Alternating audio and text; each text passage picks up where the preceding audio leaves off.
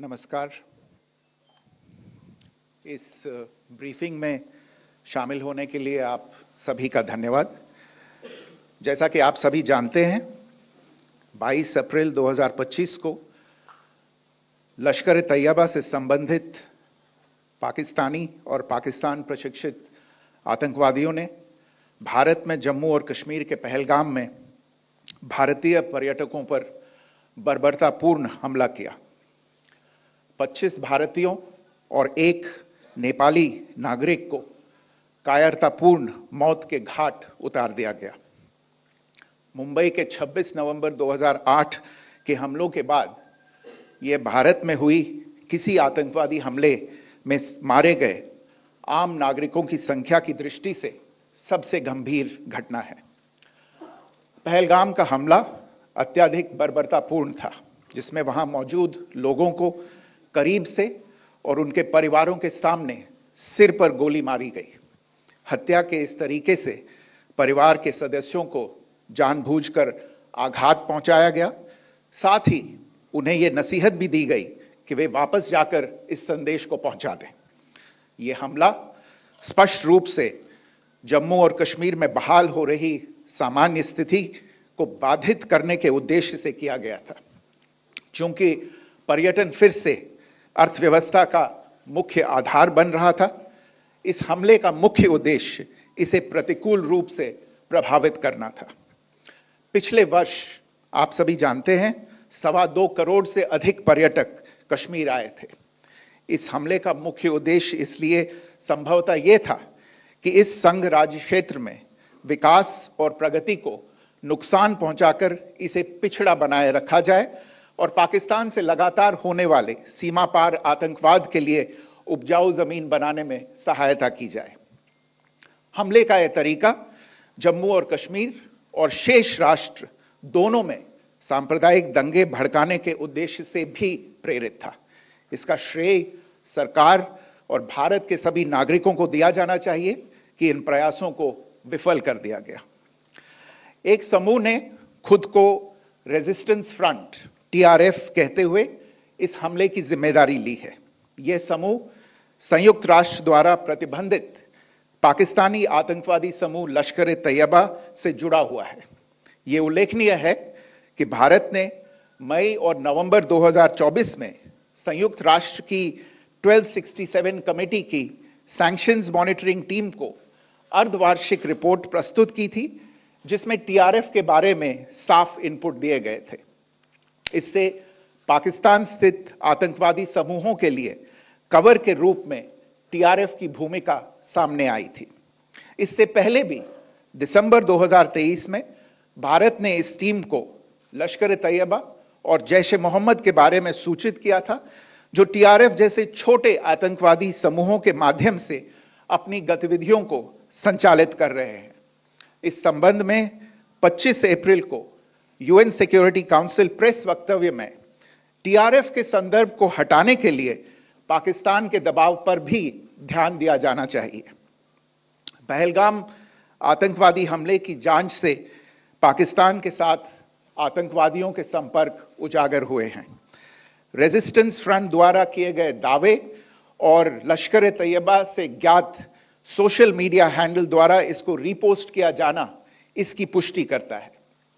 चश्मदीद गवाहों और विभिन्न जांच एजेंसियों को उपलब्ध अन्य सूचनाओं के आधार पर हमलावरों की पहचान भी हुई है।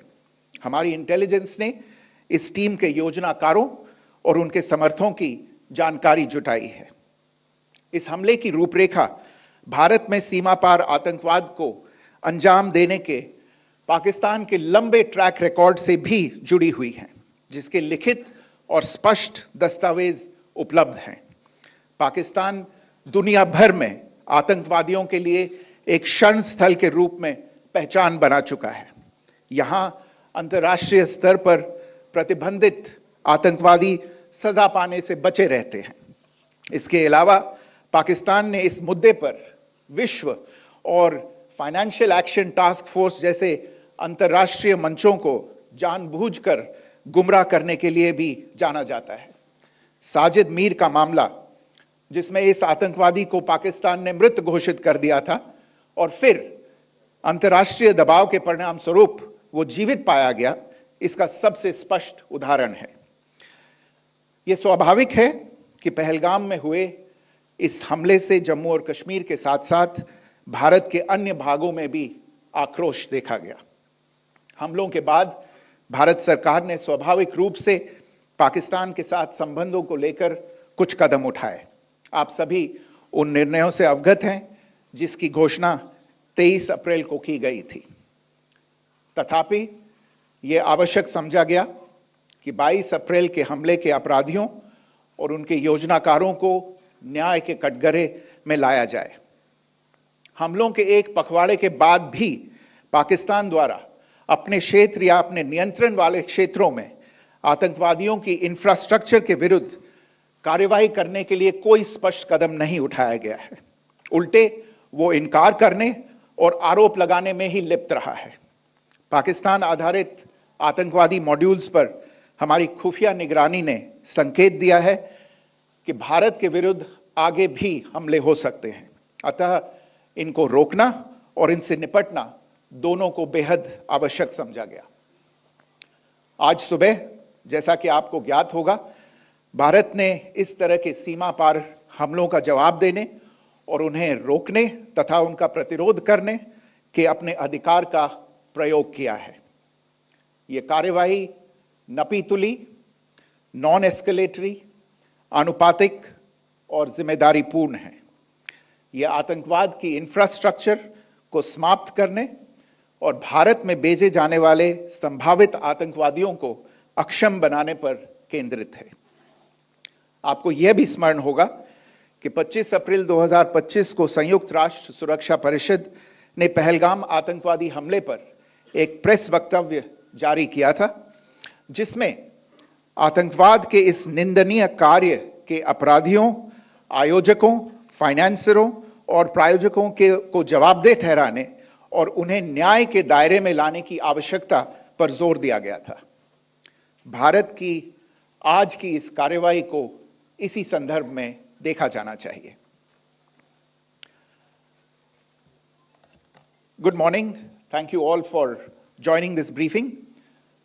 As you are all aware, on April 22, 2025, Pakistani and Pakistan-trained terrorists belonging to the Lashkar-e-Taiba carried out a savage attack on Indian tourists at Pahalgam in Jammu and Kashmir in India. They murdered 26 people, including one national of Nepal, causing the largest number of civilian casualties in a terrorist attack in India since the 26 November 2008 attacks in Mumbai. The attack in Pahalgam was marked by extreme barbarity, with the victims mostly killed with headshots from close range and in front of their families. Family members were deliberately traumatized through the manner of the killing, accompanied by the exhortation that they should take back the message. The attack was clearly driven by the objective of undermining the normalcy returning to Jammu and Kashmir. In particular, it was designed to impact the mainstay of the economy, tourism, with a record 23 million tourists visiting the valley last year. The calculation, presumably, was that harming growth and development in the Union Territory would help keep it backward and create fertile ground for continued cross-border terrorism from Pakistan. The manner of the attack was also driven by an objective of provoking communal discord, both in Jammu and Kashmir and the rest of the nation. It is to the credit of the government and the people of India that these designs were foiled. A group calling itself the Resistance Front has claimed responsibility for the attack. This group is a front for the UN-proscribed Pakistani terrorist group Lashkar-e-Taiba. It is notable that India had given inputs about the TRF in the half-yearly report to the monitoring team of the UN's 1267 Sanctions Committee in May and November 2024, bringing out its role as a cover for Pakistan-based terrorist groups. Earlier too, in December 2023, India had informed the monitoring team about Lashkar and Jaish-e-Mohammed operating through small terror groups such as the TRF. Pakistan's pressure to remove references to TRF in the April 25 UN Security Council press statement is notable in this regard. Investigations into the Pahalgam terror attack have brought out the communication notes of terrorists in and to Pakistan. The claims made by the Resistance Front and their reposting by known social media handles of the Lashkar-e-Taiba speak for themselves. Identification of the attackers based on eyewitness accounts as well as other information available to law enforcement agencies has also progressed. Our intelligence has developed an accurate picture of the planners and backers of this team. The features of this attack also tie in with Pakistan's long track record of perpetrating cross-border terror in India, which is well documented and beyond question.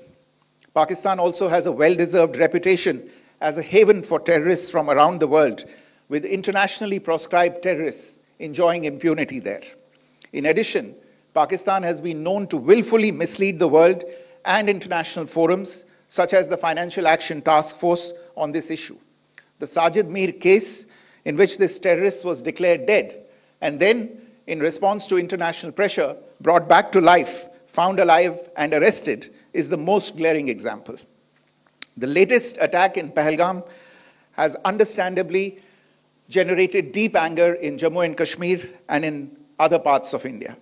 Following the attacks, the government of India naturally responded with a set of initial measures relating to our engagement with Pakistan. You're all aware of the decisions that were announced on the 23rd of April. However, it was deemed essential that the perpetrators and planners of the 22nd April attack be brought to justice. Despite a fortnight having passed since the attacks, there has been no demonstrable step from Pakistan to take action against the terrorist infrastructure on its territory or on territory under its control. Instead, all it has indulged in are denials and allegations. Our intelligence monitoring of Pakistan-based terrorist modules indicated that further attacks against India were impending. There was thus a compulsion both to deter and to preempt. Earlier this morning, as you would be aware, India exercised its right to respond and preempt as well as deter more such cross-border attacks. These actions were measured, non-escalatory, proportionate, and responsible. They focused on dismantling the terrorist infrastructure and disabling terrorists likely to be sent across to India. You would also recall that the Security Council on 25th April 2025 had issued a press statement on the Pahalgam terror attack, underlining, and I quote, the need to hold perpetrators, organizers, financiers, and sponsors of this reprehensible act of terrorism accountable and bring them to justice, unquote. India's latest actions should be seen in this context. Joining me for this briefing on our actions earlier this morning are Colonel Sophia Qureshi and Wing Commander Vyomika Singh. I will request them to share some details regarding Operation Sindoor with all of you.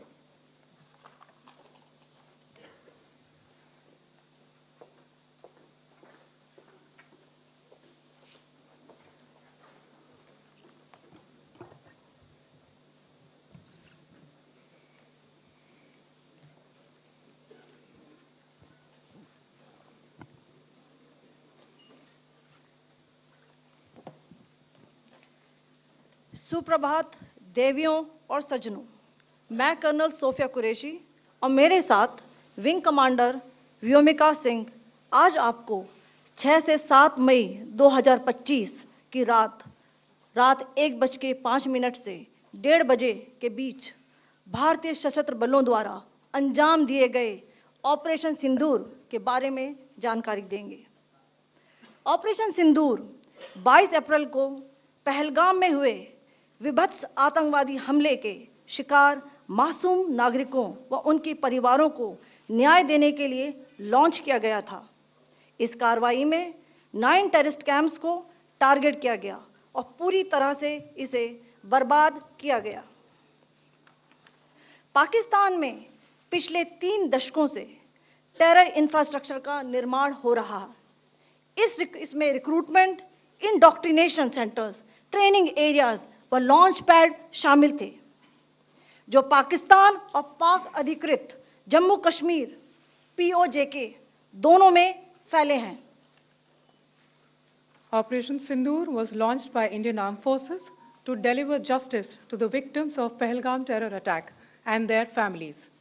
9 terrorist camps were targeted and successfully destroyed. Over the last 3 decades, Pakistan has systematically built terror infrastructure.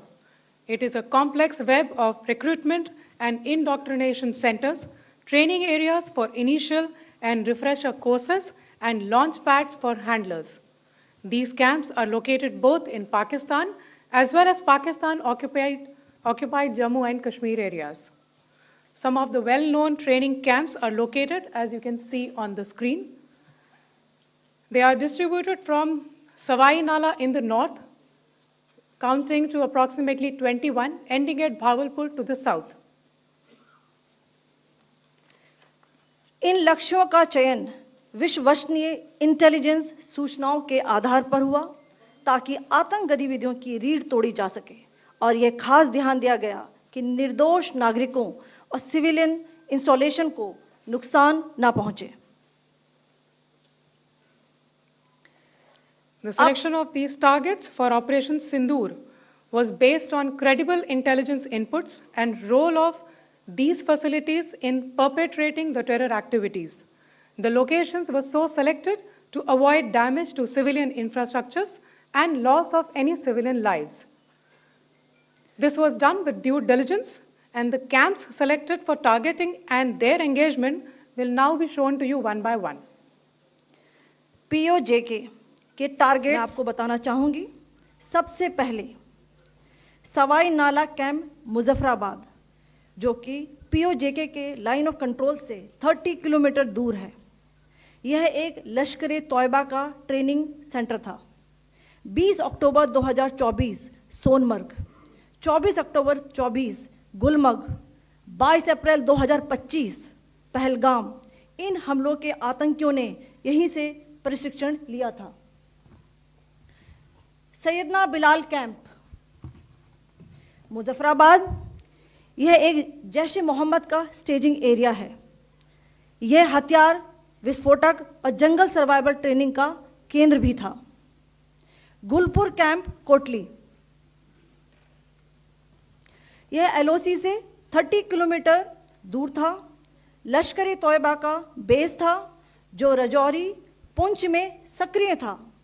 20 अप्रैल 2023 को पुंछ में और 9 जून 2024 को तीर्थ यात्रियों के बस हमले में यहीं से आतंकी को ट्रेन किया गया था।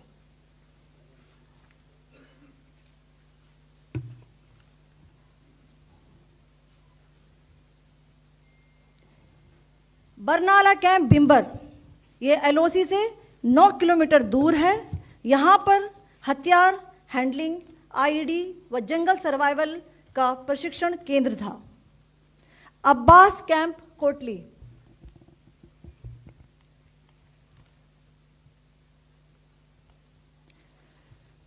यह LOC से 13 किलोमीटर दूर है। लश्कर तौयबा का फिदाइन यहाँ तैयार होता था। इसकी कैपेसिटी 15 टेररिस्ट को ट्रेन करने की थी।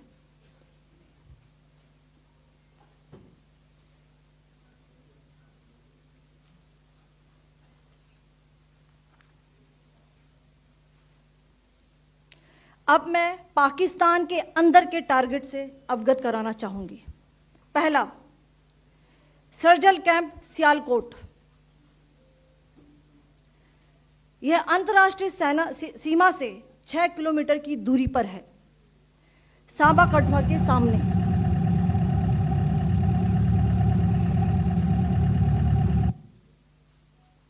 मार्च 2025 में जम्मू एंड कश्मीर पुलिस के 4 जवानों की जो हत्या की गई थी, उन आतंकवादियों को इसी जगह पर ट्रेन किया गया था।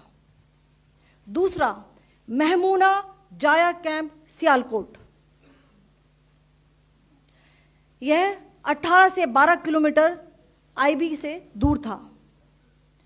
हिजबुल मुजाहिदीन का बहुत बड़ा कैंप था। यह कठुआ जम्मू क्षेत्र में आतंक फैलाने का नियंत्रण केंद्र था। पठानकोट एयरफोर्स बेस पर किया गया हमला भी इसी कैंप से प्लान और डायरेक्ट किया गया था। मरकज ताइबा मुरीद के, यह आईबी से 18 से 25 किलोमीटर दूरी पर है। 2008 के मुंबई हमले के आतंकी भी यहीं से प्रशिक्षित हुए थे। अजमल कसब व डेविड हेडली भी यहां ट्रेन हुए थे।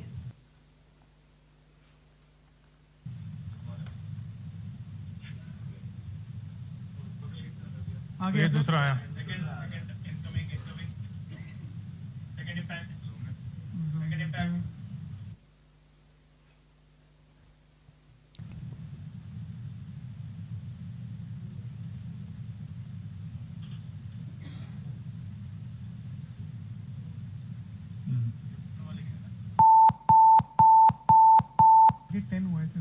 टारगेट 10 हुआ, एंक्लोजर सेम ही है। 7 it is hit the target. हाँ हाँ।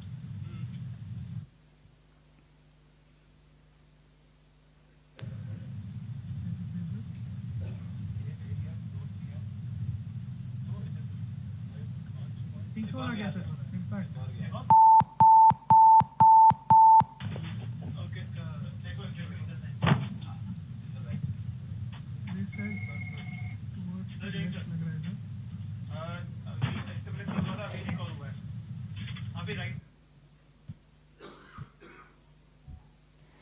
मरकज सुभान अल्लाह भावलपुर, यह इंटरनेशनल बाउंड्री से 100 किलोमीटर दूर है।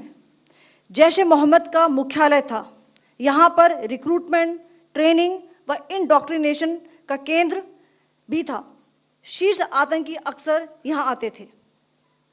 मैं आप सबको बताना चाहती हूँ कि किसी भी सैन्य ठिकाने का निशाना नहीं बनाया गया और अभी तक किसी तरह की नागरिक क्षति की रिपोर्ट नहीं है। धन्यवाद। जय Hind. The strike on the terror camps were undertaken through precision capability, as shown to you. A niche technology weapons with careful selection of warheads was ensured so that there will be no collateral damage. The point of impact in each of the target was a specific building or a group of buildings. All the targets were neutralized with clinical efficiency, and the results reiterate the professionalism of the Indian Armed Forces in the planning and execution of their operations. No military establishments were targeted. India has demonstrated considerable restraint in its response. However, it must be said that the Indian Armed Forces are fully prepared to respond to Pakistani misadventures, if any, that will escalate this situation. Jai Hind, and thank you very much. Ladies and gentlemen, friends in the media, I ask your indulgence today in view of the fact that this is still an evolving situation. We will therefore not be able to take questions and answers today, but we will come back for more updates and more briefings shortly. Thank you all very much for joining us this morning. Thank you. Jai Hind.